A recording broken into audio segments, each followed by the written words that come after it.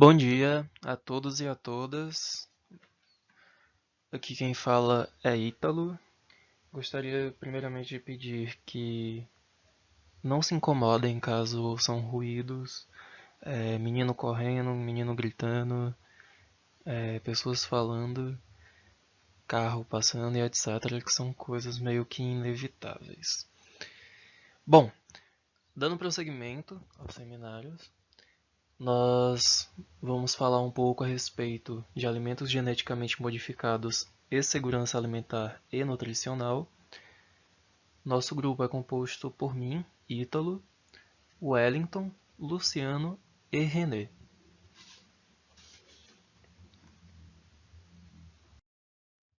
Bom, pessoal, nós optamos por dividir esse seminário em três partes, sendo a primeira segurança alimentar e nutricional, um pouco da conceituação, um pouquinho do histórico para contextualizar melhor essa apresentação.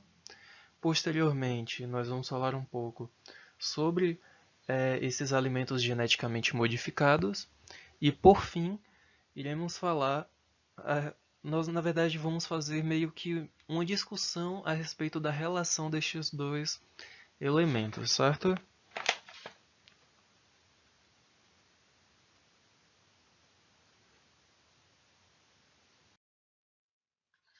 Bom, segundo a Lei Orgânica de Segurança Alimentar e Nutricional, o LOSAN, entende-se por segurança alimentar e nutricional a realização do direito de todos ao acesso regular e permanente a alimentos de qualidade, em quantidade suficiente, sem comprometer o acesso a outras necessidades essenciais, tendo como base práticas alimentares promotoras de saúde que respeitem a diversidade cultural e que sejam ambiental, cultural, economicamente e socialmente sustentáveis. Esse conceito ele partiu de uma preocupação gerada nas duas grandes guerras mundiais na primeira metade do século passado, e no caso esses eventos resultaram em uma grande escassez generalizada pela falta de condições da Europa em produzir alimentos saudáveis, em especial devido à contaminação dos recursos naturais por substâncias usadas na fabricação de armas, o que foi posteriormente utilizado também como insumos sintéticos para a agricultura.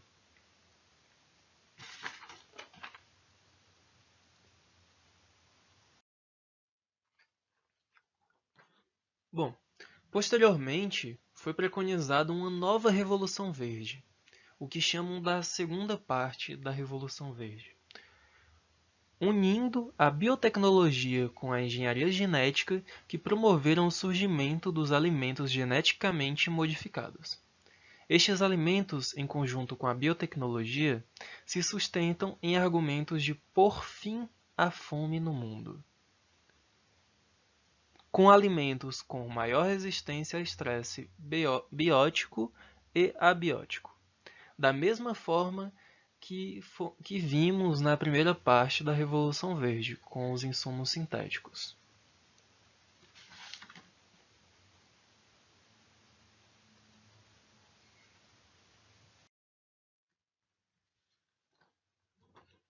E o grande fato é que o aumento da produção de alimentos por si só, ele não possibilita a segurança alimentar e nutricional da população, pois o problema da fome não está na disponibilidade de alimentos global.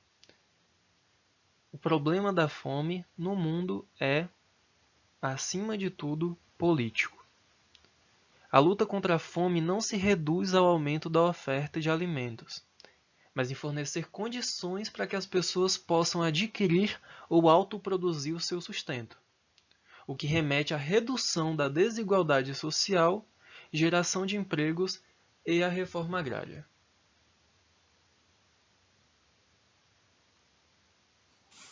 Boa tarde a todos. Iremos dar continuidade aqui sobre alimentos geneticamente modificados, né? Ou seja, transgênico, né? E durante a apresentação iremos ver que os transgênicos, eles não só estão presentes nos alimentos, mas também eles estão presentes na nossa medicina, certo?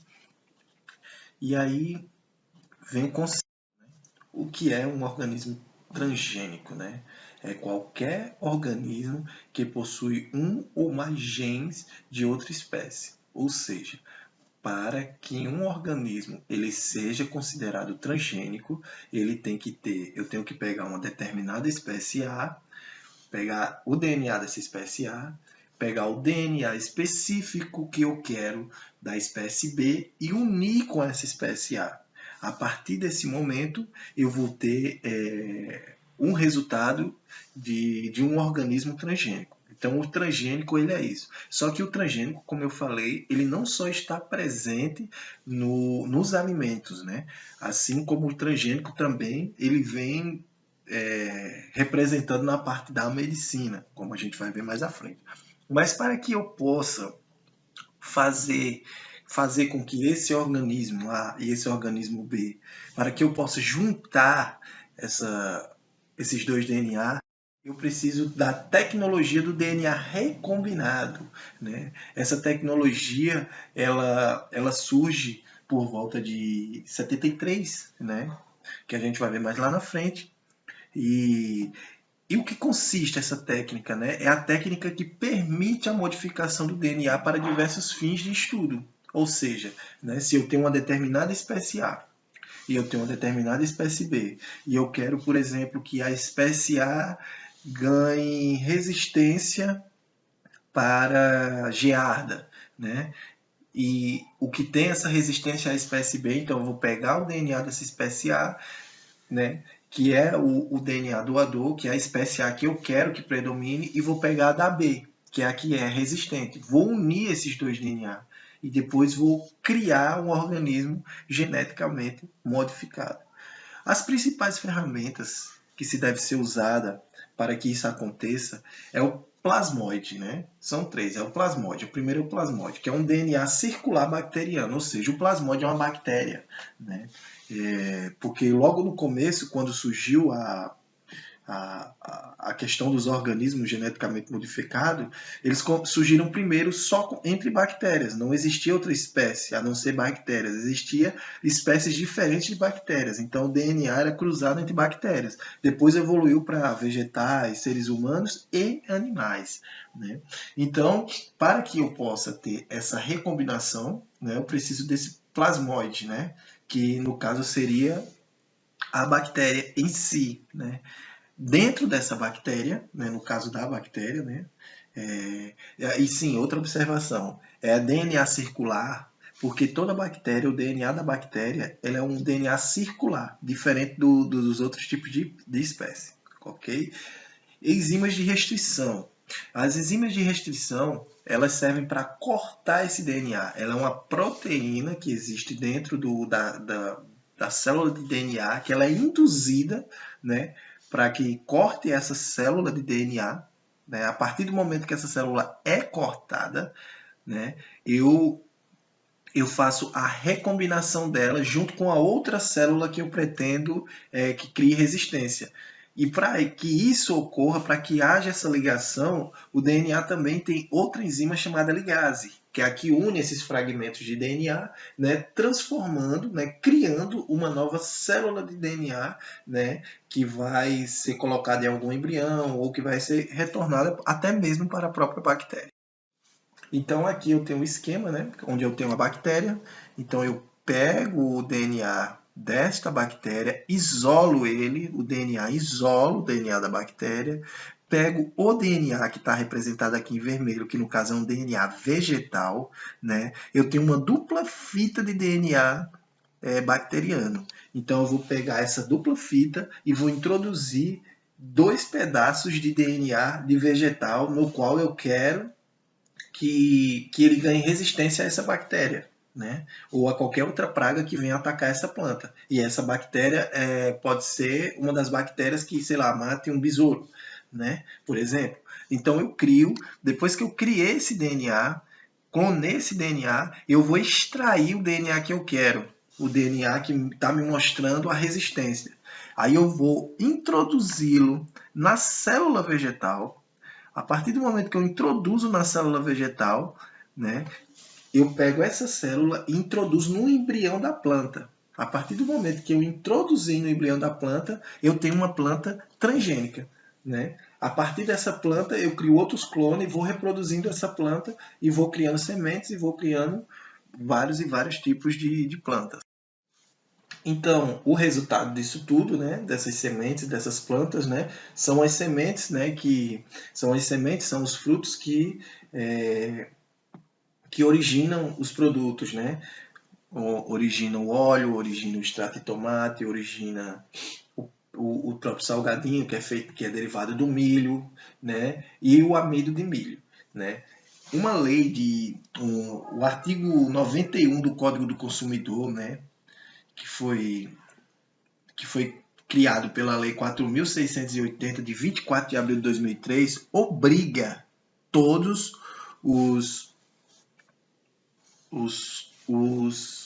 as indústrias, né, a colocarem esse terzinho aqui para identificar que esse produto é transgênico, né?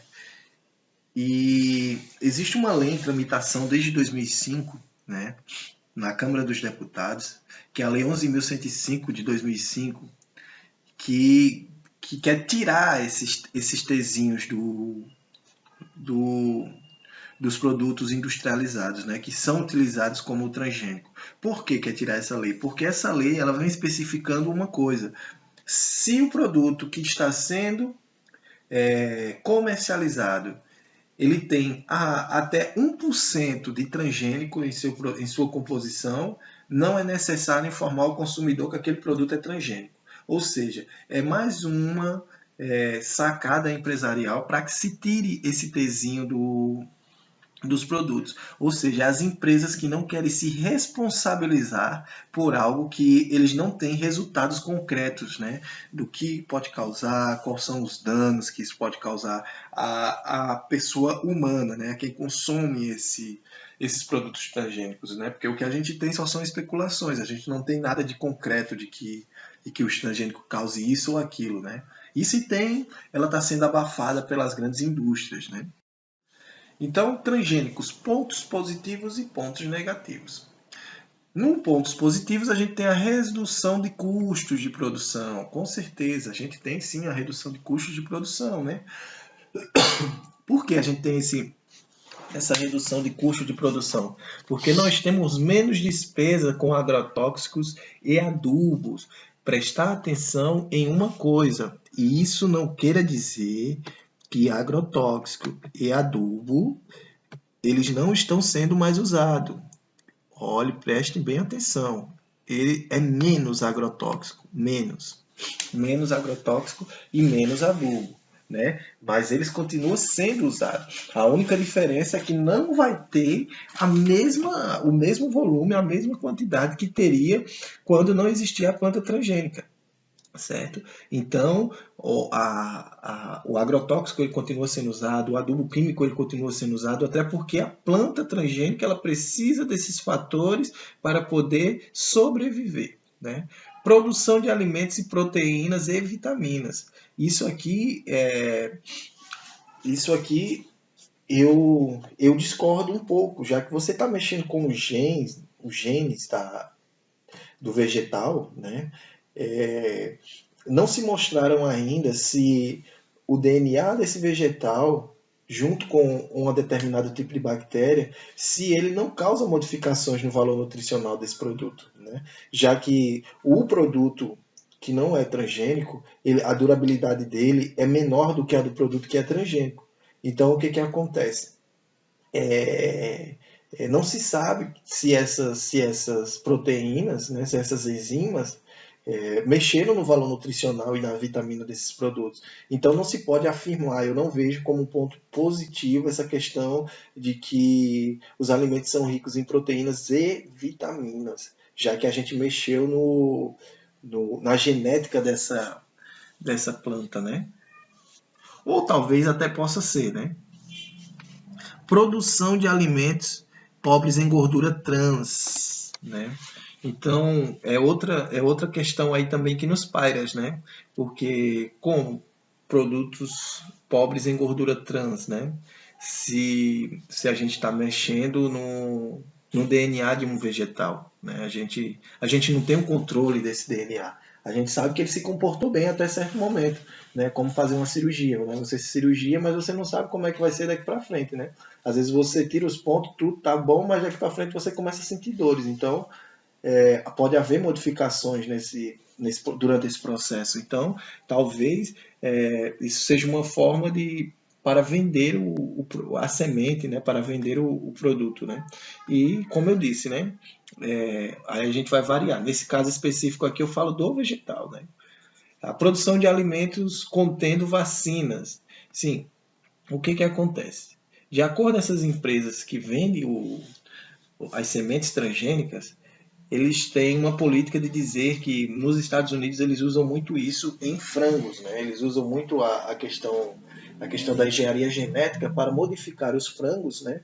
E introduzir alguns tipos de remédio dentro da carne do frango para que quando as pessoas consomam, elas consigam estar imunes a alguns tipos de doença que possa ser transmitida pelo frango ou por alguma bactéria produzida por ele durante as fezes ou até mesmo que seja espalhada no ar. Então existe essa política, né, que eles querem disseminar para o mundo de que as sementes transgênicas, os produtos transgênicos, eles podem conter vacinas imunes a certo tipo de doença, né? Então até hoje se estuda essa possibilidade de por exemplo, eu pegar uma bactéria da malária, introduzir dentro do feijão e estar imune à malária porque eu comi aquele feijão que foi introduzido o DNA daquela bactéria da malária, né? Que peguei outro DNA de uma bactéria que combate a malária, juntei esses três DNA e criei uma semente no qual eu possa estar imune àquela doença. Então existe ainda esses estudos, eles estão correndo atrás disso, mas nos Estados Unidos é bem avançada essa questão da genética do alimentos contendo vacinas que vai imunizar os seres humanos, né?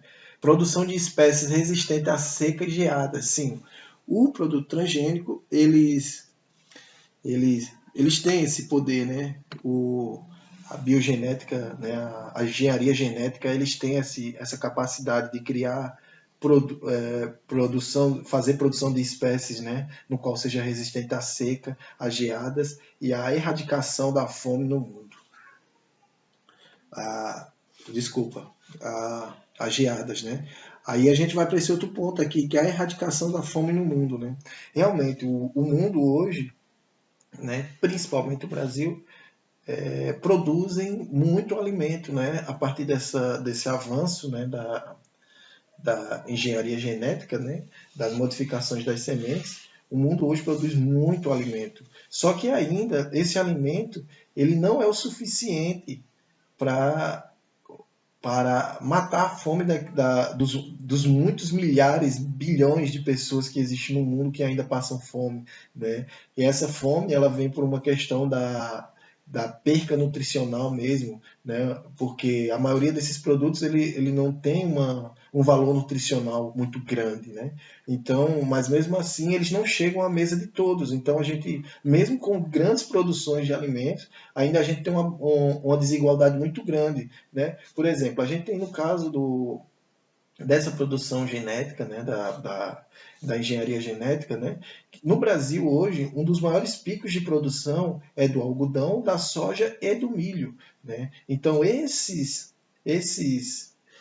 vegetais eles vão tomando espaço de outros vegetais, eles vão tomando espaço de outras diversidades de cultura. Então hoje se preocupa-se com o que está dando dinheiro. Isso é desde a história do café antes da Segunda Guerra Mundial no Brasil, né? O Brasil antes da Segunda Guerra só plantava café, só exportava café. Então hoje o modelo capitalista, né, ele preza muito pela questão do capital e não da fome que o povo está passando, da fome que o mundo está passando. A proposta foi essa, e foi uma proposta bonita, louvável, mas a prática, na verdade, era vender sementes, vender o pacote verde e continuar lucrando isso dentro da Bolsa de Valores.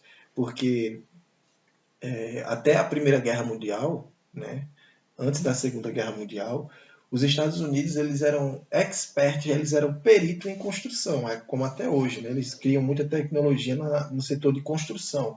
Então, as guerras para eles eram viáveis porque eles fechavam as construções dos prédios, de tudo, né? Após a Segunda Guerra Mundial, com o devastador massacre, né? As devastadoras mortes que tiveram, né? Os usos mais potentes de armas químicas, né? Porque a Segunda Guerra Mundial ela veio com essa potencialidade da, da guerra química, né?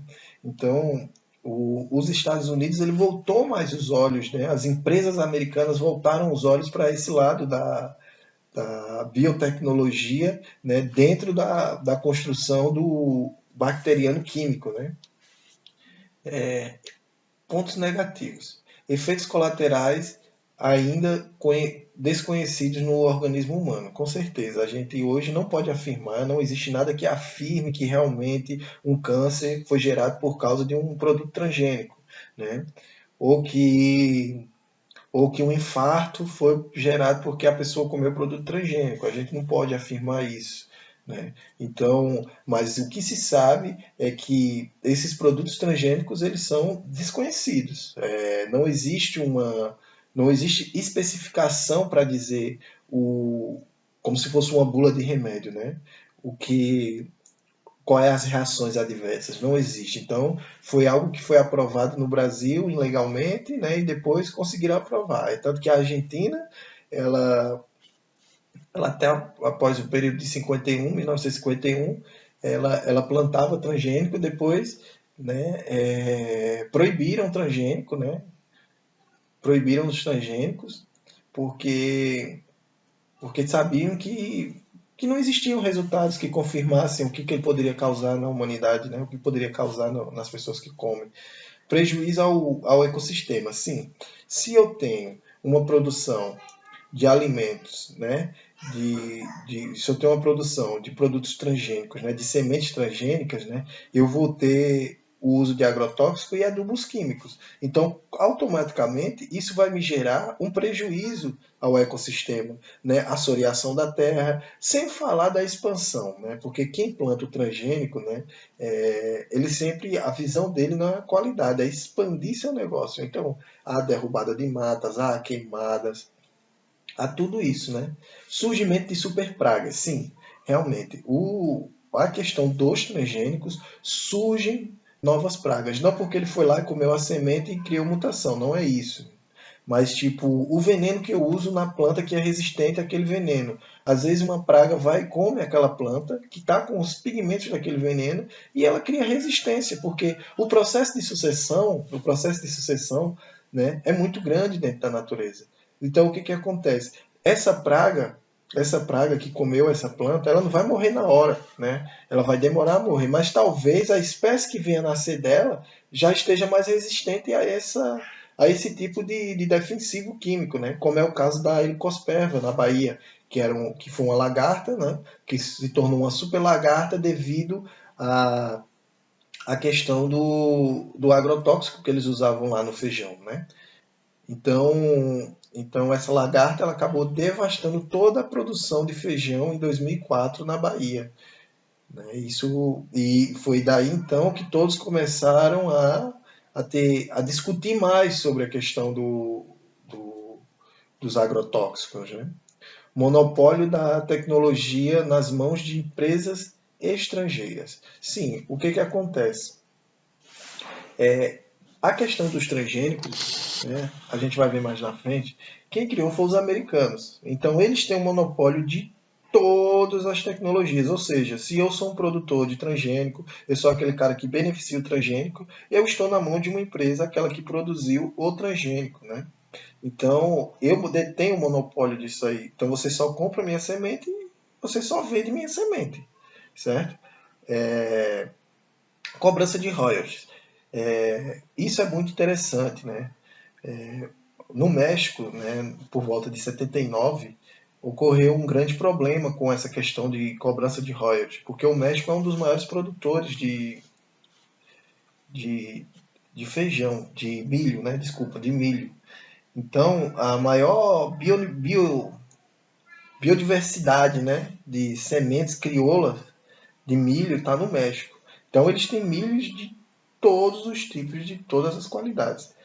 Então o que, que acontece? Durante esse período, uma das empresas americanas, ela começou a vender sua semente de milho transgênico para alguns latifundiários lá do México. Esses latifundiários compraram essas sementes e começaram a produzir. Só que o que acontece? Essa produção, principalmente de milho, né, começou a haver cruzamento com as sementes crioulas que existiam lá no México dos agricultores. E o que, que aconteceu? A empresa colocou esses agricultores na justiça por estarem usando uma tecnologia que era delas. Então, esses agricultores tiveram, além de perder seu patrimônio genético, eles tiveram que pagar, né, por não ter usado nada. Né, porque a empresa que se instalou lá no México, né, que vendeu esses milhos para os empresários, obrigou esses agricultores a pagarem a ela por estarem usando uma tecnologia deles. Eliminação dos pequenos produtores agrícolas. Sim, isso é muito interessante, a eliminação dos pequenos produtores agrícolas. Nos Estados Unidos, quando a McDonald's surgiu, né, ela comprava preferencialmente suas batatas dos pequenos produtores, dos pequenos agricultores. O que, que acontece? Quando surge o transgênico, né, alguns agricultores, né, que tinham um poder aquisitivo maior, começou a aderir à semente de batata transgênica. E daí o que, que acontece? A batata ela tinha certas modificações que era chamativa, como o tamanho, né, o tamanho, a durabilidade, seu tempo de vida na prateleira. Né? Então o que, que acontece? A McDonald's parou de comprar desses pequenos produtores e começaram a comprar os grandes produtores. E começou a colocar regras, né? Não, a gente só compra a batata se for nesse padrão. Ela tem que ser grande, ela tem que ter uma durabilidade boa. E a gente só vai comprar se vocês começarem a plantar esse tipo de batata. Então, ela começou a impor para os pequenos agricultores que eles só comprariam e só venderiam batata à McDonald's se encaixasse nesses padrões.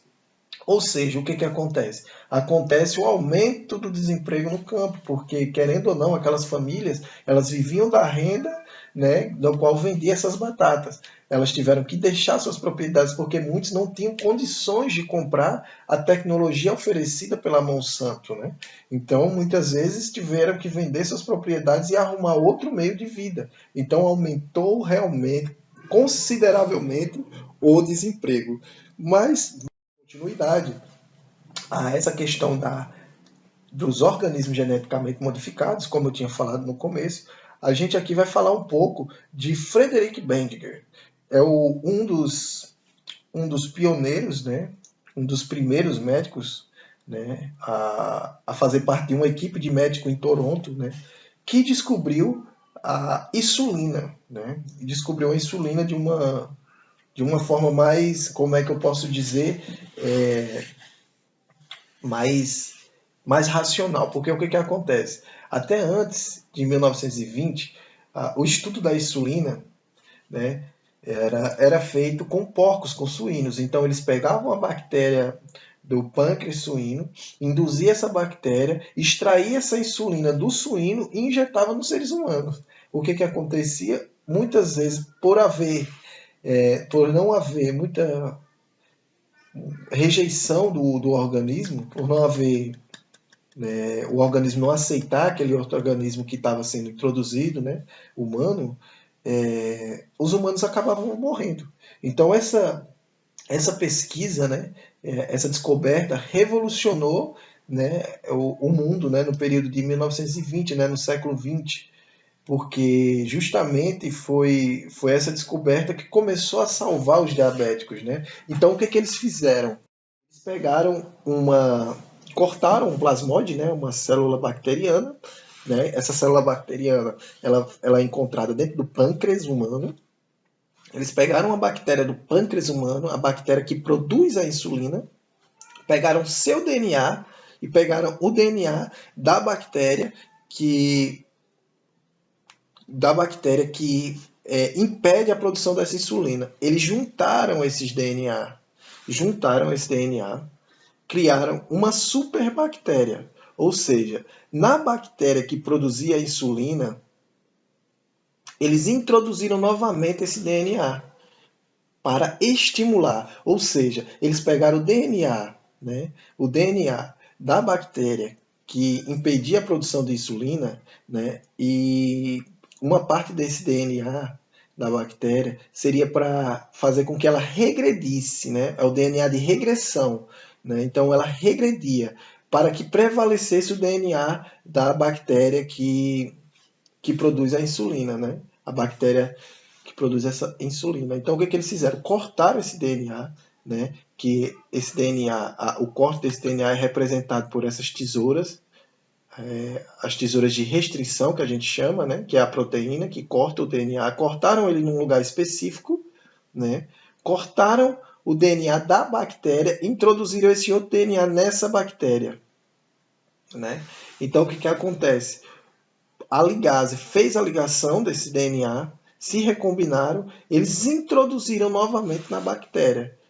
O que aconteceu? Essa bactéria se multiplicou, foi se multiplicando e se multiplicando e se multiplicando e começou a produzir insulina. Então a insulina foi extraída dessas bactérias e começou a ser introduzida nos seres humanos que tinham problema de produção de insulina. Ou seja, essa insulina ela neutraliza a outra bactéria que impede a produção de insulina, né? Naquele momento a insulina ela consegue correr pelo e após isso, né, vem o surgimento do DNA recombinante, né, que é criado por esses dois camaradas, né, que surgiu em 1973. Esses dois cientistas, para descobrir o DNA recombinante, eles pegaram uma rã e pegaram uma bactéria, porque veja bem, quando a gente trata de Frederick, ele utilizou só bactérias. Quando a gente está tratando de Goyen e Boyer,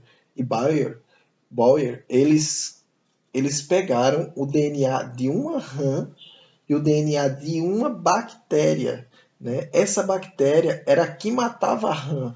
Então eles pegaram o DNA resistente da rã, pegaram o DNA da bactéria, juntaram esse DNA resistente da rã na bactéria e a bactéria começou a virar parceira da rã. Ou seja, essa bactéria ela não matava mais essa rã. Então daí começa o DNA recombinante e daí em diante começam as modificações. Eles começam a trabalhar com vegetal, começam a trabalhar até com seres humanos. Então aí surge a biogenética, né? Surge a engenharia genética, né? A partir desse momento. Mas, como todos sabem, a transgenia, né? Ela ocorreu desde da era de Cristo, né? Então, o que acontece? A partir do momento que os homens começaram a domesticar as plantas, a domesticar os animais, né, eles já estavam fazendo daí então uma forma de transgenia, né? Porque era quando o homem ele se introduzia no meio natural, né? Era onde o homem modificava o meio natural. Então a transgenia ela começa a surgir daí também, né? Mas ela se efetiva como ciência, né? A partir desses anos, né? De 1920 e 73, né? E antes disso, né? Com a evolução da insulina. E daí fica uma pergunta para a gente, né?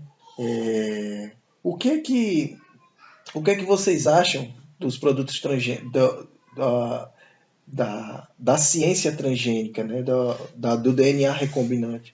Né? Vocês acham que os transgênicos eles só fazem mal? Vocês acham que os transgênicos eles vieram para dizimar o ser humano?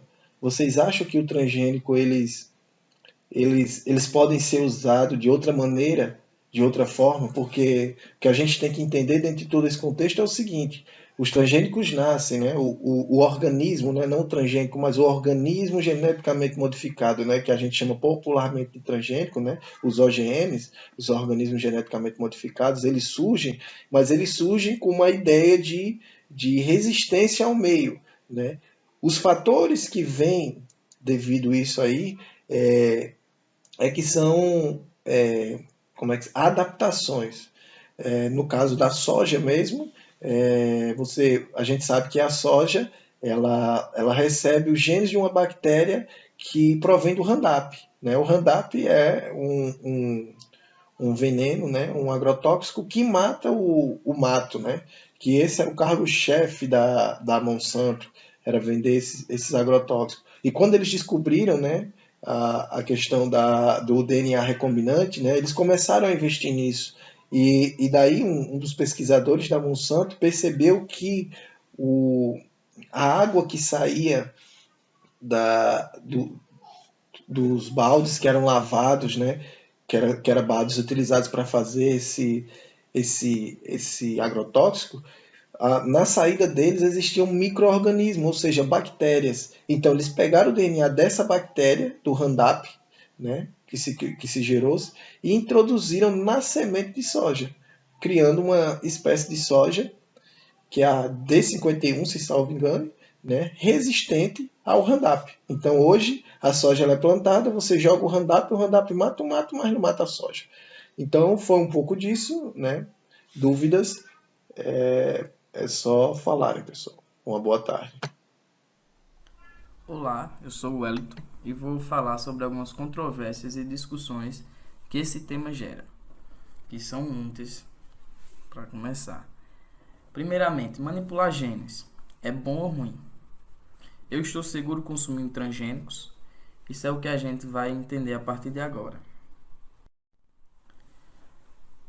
Colombo, 1999, ele afirma que não há vantagens para o consumidor, apenas o produtor tem vantagens econômicas com os organismos geneticamente modificados, porque na visão dele, esses consumidores de transgênicos irão sofrer no decorrer do tempo com alguns problemas causados por esses produtos.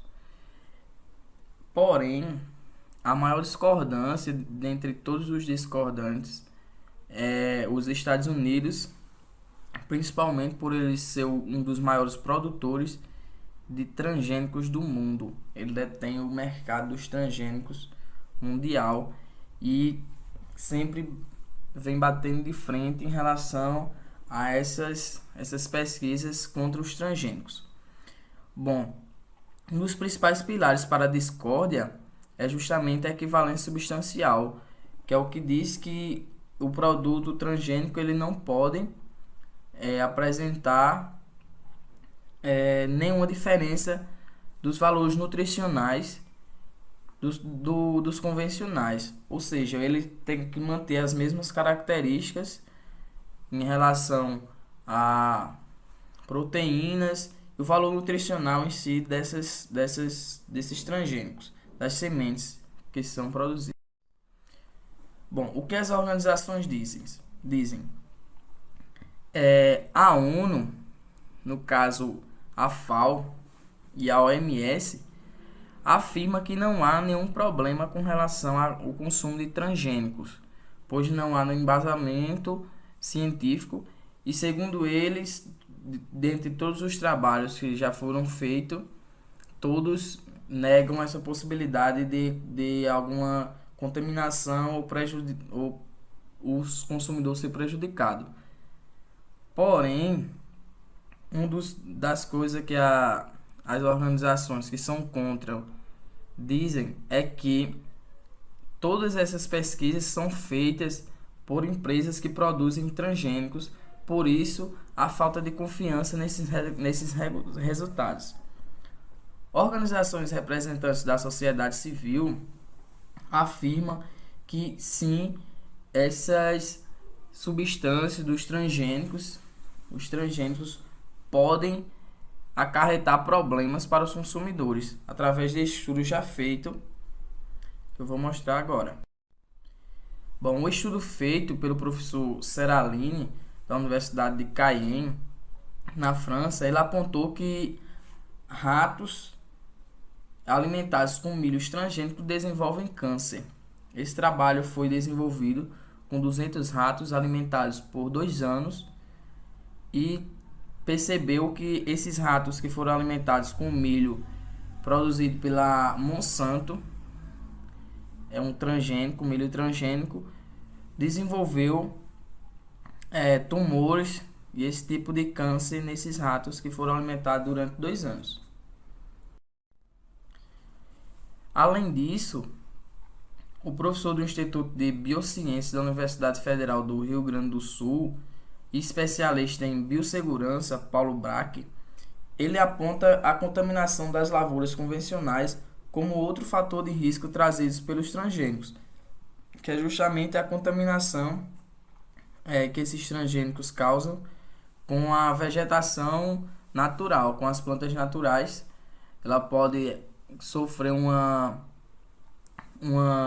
contaminação por parte de cruzamentos genéticos ali mesmo na natureza, e com isso causar problemas com relação à flora natural daquele ambiente. Segundo a Embrapa, os benefícios ambientais que os transgênicos trazem é o uso de técnicas de engenharia genética, apresenta como principal benefício a diminuição dos impactos do homem sobre a natureza.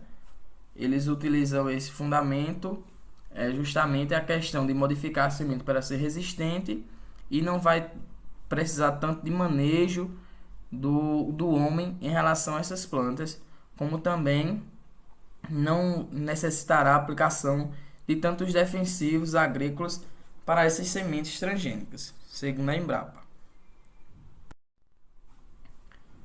Existem políticas também que para retirar o selo do transgênico dos alimentos. Como fundamento para essa política de lei, usa o embasamento de que, segundo a pesquisa, 70% das pessoas não sabem que estão consumindo transgênicos. Então, estava tendo essa política para retirar esse selo. Porém, estudiosos e a sociedade defendem de que todos devem saber que estão consumindo transgênicos e decidir se querem consumir esses produtos geneticamente modificados ou não. Então, como já foi falado antes, é um assunto que gera bastante controvérsias e ainda existem poucos estudos com relação a isso, porque os estudos que são feitos, segundo a literatura, são feitos por organizações que trabalham com esses produtos transgênicos e a sociedade é a mais prejudicada com isso. Então, é isso que eu quis mostrar para vocês. Obrigado.